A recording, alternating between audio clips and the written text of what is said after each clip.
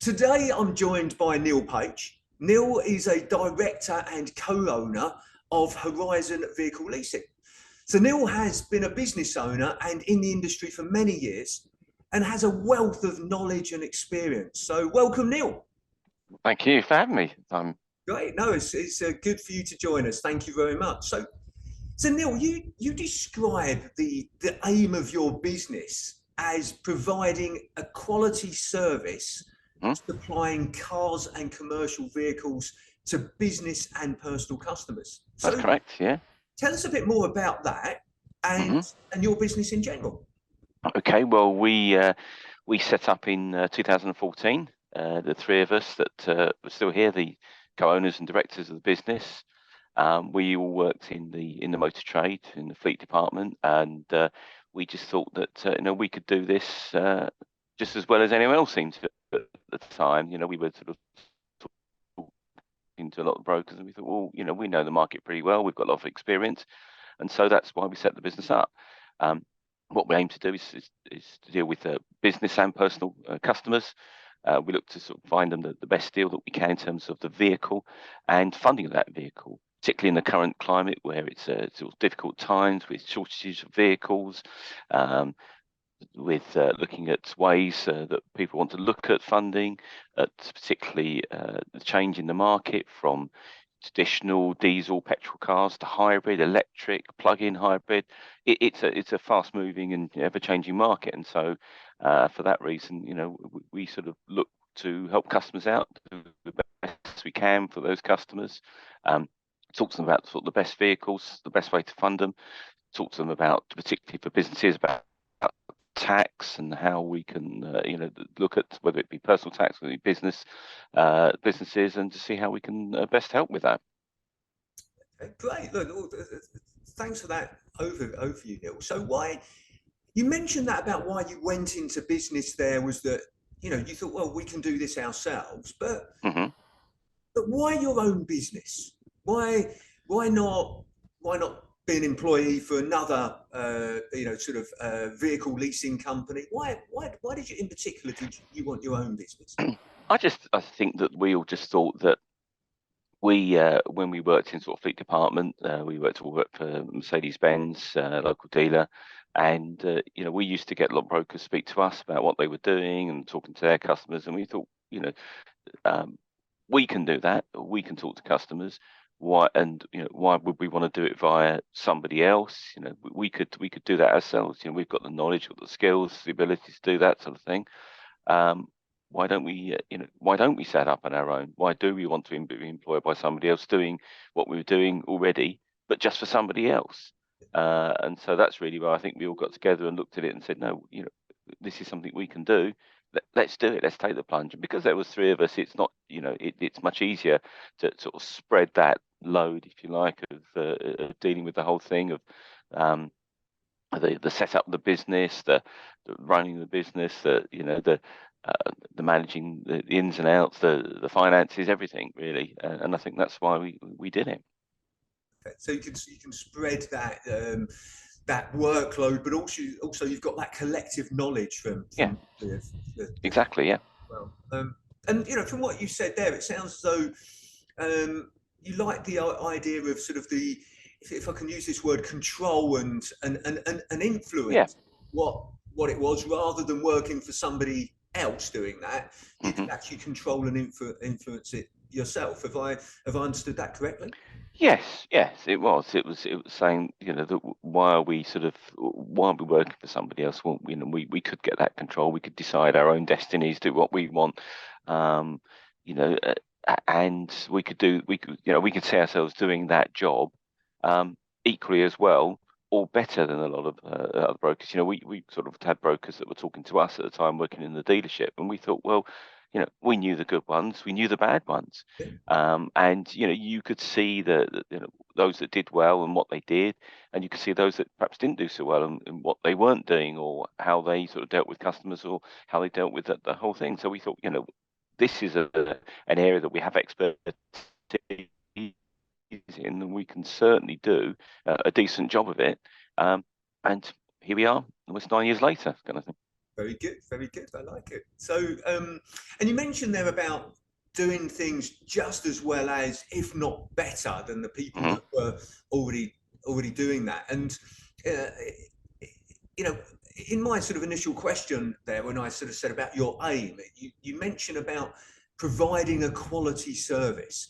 Hmm. How important is it for you to provide that quality service?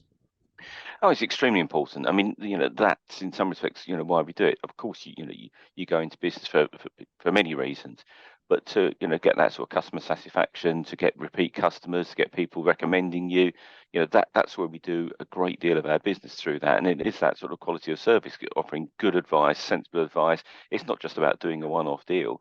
It's repeat customers that you get, and to be able to deal with them, and they think they've got a good service from us, and we've done the right thing by them. We've offered them good and sound advice, sometimes to the detriment of our own business, if you like, where it might be that, this is the best thing to do. We don't earn anything out of that, but actually, for you, Mr. Customer, that would be the best thing to do, and that's what we recommend. And, by offering that sort of quality of service, and that honesty and upfront sort of advice, we do get people coming back to us, and repeat customers, and people refer us because they know they will get good advice from us. And it's, you get a certain satisfaction from doing a real good job with somebody, that someone drives away in a vehicle which they're extremely happy with, that you think, they've got a good deal. And that's a boost for us as well. And you see that in sort of the results that people come back to us, but the reviews that we get, and the referrals that those people then talk to their friends and say, look, we use these people, and they were excellent. And that's what it's all about for us. Yeah, and I find that really interesting in that, what again, what I've sort of picked up there is doing the right thing for your client or the Mm, customer. And that's the I always recommend that to my clients, is make sure you focus on what the right thing for that particular mm, customer or client is. And that may mean that you don't actually end up doing business yeah. with them yourself, but it's Mm, doing the right thing yeah, for your it's client. right. I mean, we are a very highly regulated industry. We have an FCA license, and the rigors of doing that, and what's required of you, treating customers fairly, customer service, customer duty, all that sort of thing is sort of paramount to what we do and what we have to do. But doing a good job for a customer, is important to us as a business anyway. You want to be able to sort of sleep at night and think, I've done a good job, I've done the right thing, and by doing that, you've made some money as well. Because at the end of the day, for us, it's not about the cheapest price and saying that we can offer the very cheapest price on absolutely everything we do, because that, for any business, that's not always the case. What we do is offer an open, honest, and quality service, which people will appreciate, will pay a little bit more for, and actually come back to you at the end of the day, because they appreciate what you've done for them. And if we're doing that, then that works really well for us. Yeah, no, again, absolutely agree with you. It's not about that one transaction, is it? It's about as Yeah, you mentioned there, about the repeat business, yeah, referrals from people that you've already done business with, and how you get that is giving that great service. But I guess this is the thing, good service is no longer good enough. mm. Got to be great service. Yes, it does. Yeah, I don't know about you, but I expect as the norm now good service. That's yeah. that's the norm. That's what Um, you want. Whether you actually get it all the time is not always the case, I think. good, fair point, Neil. Absolutely. Mm, But actually, then what makes you stand out from somebody is that great service, mm. going above and beyond, and that's what gives you the satisfaction. So what have you found has been so you've been in business what, about 9 years now? Did you say? 9 years, yeah. I mean, I think the business was actually set up in March 2014, but we started trade because we have to get an FCA license when we started. A long and involved process. We actually started trading on the 1st of September 2014. So and yeah, so 8.5 years now.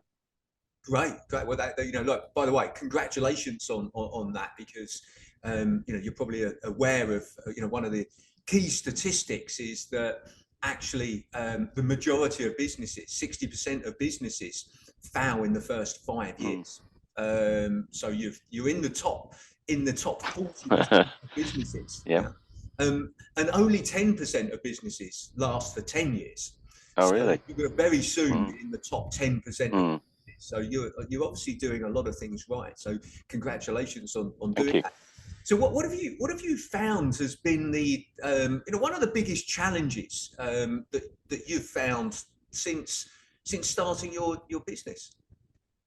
I think in some respects that when you first start, a lot of it what we learned, or we had to learn quite quickly, is things like budgeting, cash flow, looking after the money and where the money goes, because it's very easy to sort of suddenly think, oh yeah, it's okay, we've got this money coming in, but actually, um, having the money coming in at the right time to be able to do what you need to do, to pay the bills, to pay the VAT, to pay the corporation tax, we sort of money came in, that's great. We've got lots of money coming in, and then, oh yeah, but we've got corporation tax to pay, we've got the VAT to pay, and I think that was quite a sort of a bit of a shock to us, if you like, but also a learning curve that, oh yeah, we've got to make sure we budget for all those kind of things, and that on our early days was something that we perhaps we were aware of, but perhaps didn't take as seriously, or not say seriously, but we were not as keen to monitor as we certainly do now. And now we look at every single deal that comes in, all our expenses, and we know at any point in time exactly where we are, what things are happening, particularly in the current market where lead times are extremely long. And the income deal you do today, you might not get paid for over a year. That's something you've got to budget for, to manage and to look after. And so that's one of the sort of big lessons that we learned early on, was to make sure that we did manage that and manage it well. And there's a saying, isn't there, that says revenue is vanity, Yep. profit is sanity, Mm-hmm. cash flow is king or Yes. queen. So cash flow is just so important. It's the lifeblood of any business. And before we It came on is. to this And interview, I mentioned to you my background is finance as well as consultancy and advisory. And I saw mm-hmm. many a business go bust. Good businesses, by the way, with great products and services, because they didn't manage their cash flow, and the cash gap just got bigger and bigger. So so it sounds as though now you've put in place things that help you manage your cash flow. Yep. So do you now have systems and processes in place that do that, Neal? Well, I mean, we do. I mean, we're not a complex business in that respect, that have loads of outgoings and incomings. But what we do know is, and what we do plan, is we look at every month, every quarter, and we know what the income is for that quarter. Although, say, it can move around a little bit, but we know our expenses, and we manage that in terms of seeing where we need to be, what we need to do, and that is sort of quite carefully sort of managed. To make sure that we, what's going out is covered by what's coming in, and that we have the cash in the bank to be able to do that, because that's an important element, of course, to what we do. And so that's something that we have sort of managed quite tightly, particularly the last 3-4 years. Yeah, absolutely. No, I understand. It's about having, as you mentioned there, about that being in control of it, and also looking forward, isn't it? As you Yes. mentioned there, of sort of saying, okay, so what does my cash flow look like over the next sort of let's say 3 months? Yes, it is. I mean, we always have, if we're not on our board, we always have the current month, the current quarter, and the next quarter. To be able to look and say, look, where are we? What have we got to do?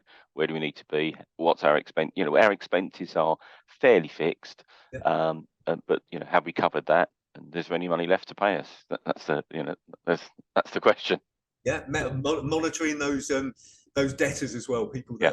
that you owe you money, and make sure you receive that money. Mm-hmm. Great. Okay, so what does the future look like for your industry and your business? What do you see as the main challenges moving forward? Well, certainly over the last few years, the biggest challenges have been supply of vehicles. Since COVID, the supply of silicon chips, which was what sort of caused the problems in the first place, have been extremely limited, and what there were going to other sources.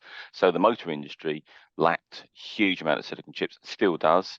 It caused tremendous supply issues, and I mean very, very long extended lead times for vehicles. Some vehicles up to 2 years you could be looking at. Even some run-of-the-mill sort of vehicles that you wouldn't expect it are a year lead time. So that is a challenge for our industry and obviously us as a business. Although that probably has stabilised in the last 6 months or so, lead times are still pretty long. And it is still a case of managing that and managing customer expectations, contacting customers early enough in the change cycle to be able to say to them, if you want to think about it now, it might be a year before your car's due to change, but you want to start thinking about it because it could be a year to get a new one. So that there's that. The change to electrification, of course, in less than 7 years, you won't be able to buy a traditional petrol diesel car. It will have to be a plug-in, and it will have to be eventually be full electric car. That's the way that the government decided. That's the way that it's going, and manufacturers are moving at a pace to get to that.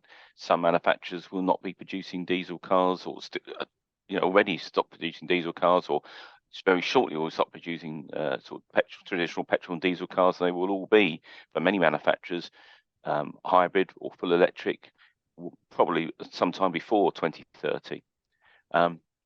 So that in itself is a challenge. It's the industry, the infrastructure. That isn't our job, but we have to advise customers on getting chargers, and is it practical for them at the current stage of their development of what they need to have electric vehicles. Would it work for them? Because actually a lot of people are, should I go electric? Well, if you're doing very high mileage, and depending where you're going and depends where you live, actually electric and plug-in might not be right for you at this moment. It will come, but maybe at the current climate, look at more traditional petrol diesel cars.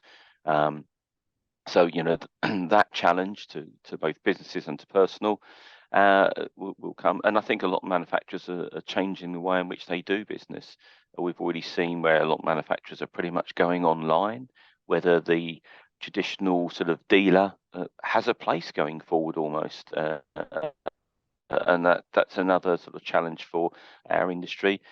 For us as a broker, that we traditionally deal with dealers, that's where our supply comes from, and those dealers are almost being cut out of the loop, and just being really sort of delivery agents and service centres. And so all those sort of things are something. It's a very fast moving and fast changing industry, and it's making sure that we're aware of what's going on, that we can advise our customers accordingly. Yeah, it's as you say there, it's having that sort of that view of what's happening now and what will happen in the future. Yeah. It is very dynamic and changing very, very quickly. And just a personal view from you, Neal. Do you think electric cars are the future, or do you think it's some other sort of alternative source like hydrogen? Well, I mean, hydrogen is one which, if you look back 20 years ago, some manufacturers had hydrogen vehicles. There are some hydrogen vehicles now, but the problem you've got with hydrogen is supply. I think there are something like 3 places in the UK you can get, fuel stations. You can put hydrogen in. It is extremely low. So unless the infrastructure is put in place, hydrogen would be the ideal fuel, obviously to replace petrol and diesel and those sort of traditional sort of engines, but it's just the supply is woeful, and whether that will ever change, it will be the infrastructure that has to change to make it viable, and it depends not only on the UK, Europe, the rest of the world, whether that's something that changes. A lot of manufacturers aren't UK based, and if you, for instance, or the Japanese manufacturers were to look at hydrogen as the next way forward, and they were to develop their infrastructure and other places, then we would be forced down that route. But hydrogen would be, and is a very good fuel, but electric is the way in which we seem to be going, and most manufacturers are going. The big problem with that is the infrastructure, but also the power supply to actually charge those vehicles. There isn't enough power produced in the UK to charge all the vehicles they want to convert to electric. So, another challenge that we have as a country, not just as an industry. Yeah, no, I agree, and use myself as an example. I live in a very small village. No, I don't have a driveway. Just a village street. We don't have any lampposts in the village. So how yeah. How they're going to get electric vehicles that can constantly be charged there, and that sort of infrastructure is a big question. But so Neal, what would you say to business owners, because we've got business owners sort of watching this interview, because as I understand it, it's very sort of tax efficient to lease a car, particularly to lease electric cars at the moment. So what would you say to business owners watching this? Well, it's certainly something to think about, particularly, you say, electric, plug-in hybrid, electric, whichever works for you. And as we've just talked about, not everyone will be able to have a full electric car because circumstances just don't allow. But it's something that everyone should certainly think, business owners that would be paying sort of high rates of tax by having a traditional company vehicle, those people would maybe take it as a cash allowance, which they're still going to be paying quite high tax on.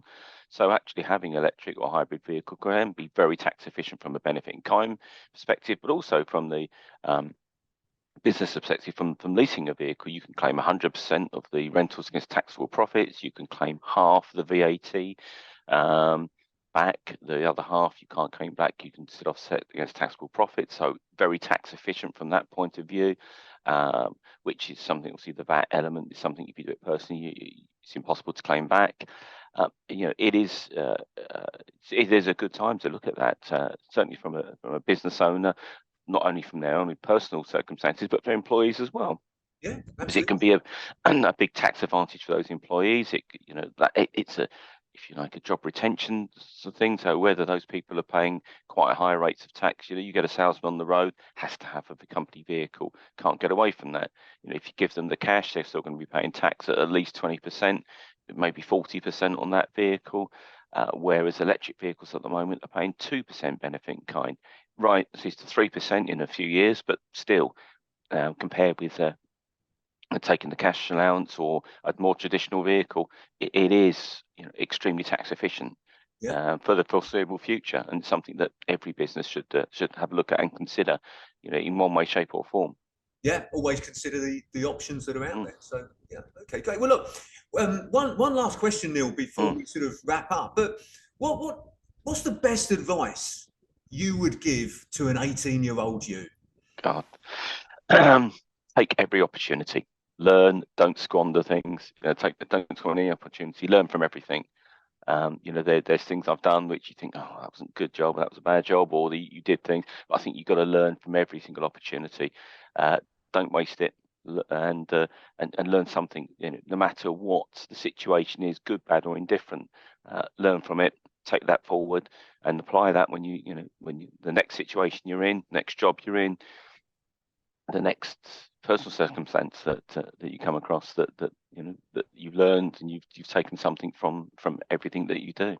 Yeah, great piece of advice there. And yeah, I always say there's no such things as mistakes, just learning opportunities. Yes, you could look at it that way. Yeah. Well, Neal, look, I really appreciate you taking the time to speak with me today and sharing more about your business and your journey. So thank you very much. No problem at all. You're very welcome.